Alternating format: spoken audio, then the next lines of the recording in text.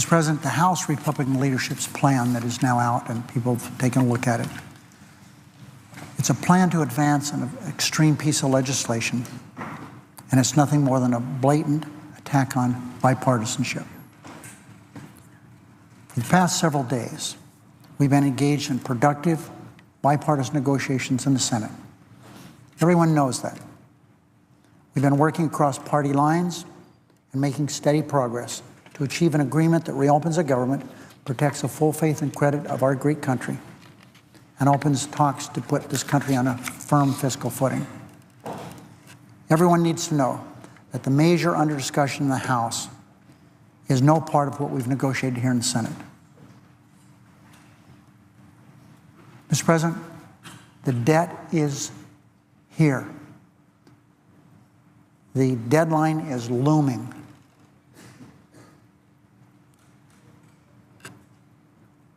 Rating agencies are talking about downgrading us as early as tonight. Again.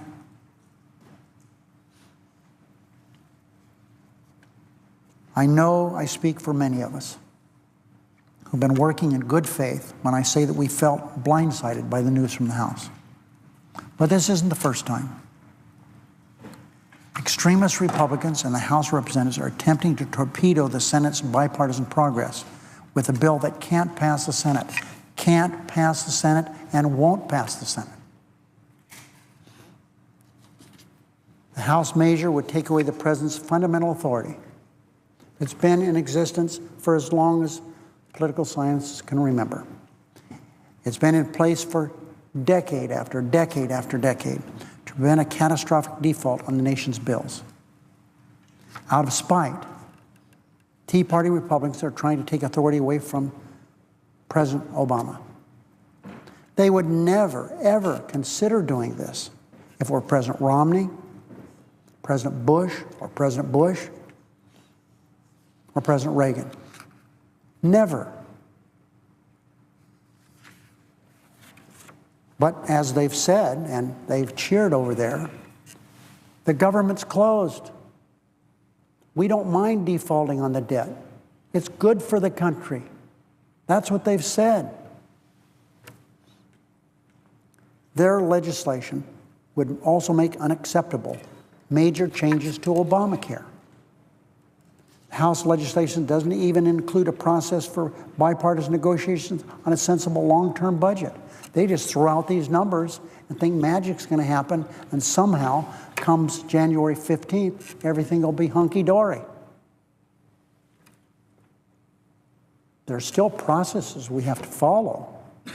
They set no pattern, no schedule, no routine to do that. For weeks, Republicans have claimed they want to negotiate, but their legislation completely ignores the need to work together to craft a budget and put our country on a fiscally sustainable path. For years, Mr. President, they've complained about, why don't we have regular order here? They've complained about a lack of a budget. Now they don't want us even to negotiate a budget. Hard to comprehend this logically. But, Mr. President, the Tea Party-driven part of the Republican Party doesn't follow logic. Or why would they want to close the government for 15 days, have us default on our debt? Introduction of this measure by House Republican leadership is unproductive and a waste of time. Let's be clear. The House legislation will not pass the Senate.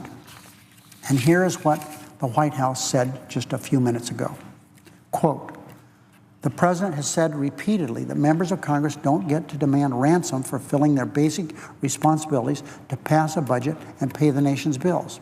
Unfortunately, the latest proposal from the House Republicans does just that in a partisan attempt to appease a small group of Tea Party Republicans who forced the government to shut down in the first place."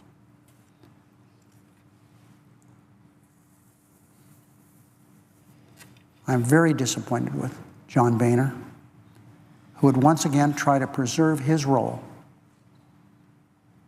at the expense of the country. I've worked hard to rise above partisanship and find common ground in the Senate. And, Mr. President, we've done that together for the good of the nation. This is much bigger than the senator who's presiding from the state of Hawaii, or the assistant leader who's to my side. This is much bigger than that. It's much bigger than me. It's much bigger than two senators who are here from Connecticut. We have the senator who's chairman of the Budget Committee, Senator Murray. It's bigger than her. It's bigger than the senior senator from New York, Senator Schumer, who's on this floor. Mr. President, we have to start working together for our country. That's what we've been trying to do. This is so disappointing. On the eve of financial destruction for this great country, and that's what it is, to appease a small group of people over there. I'm so disappointed.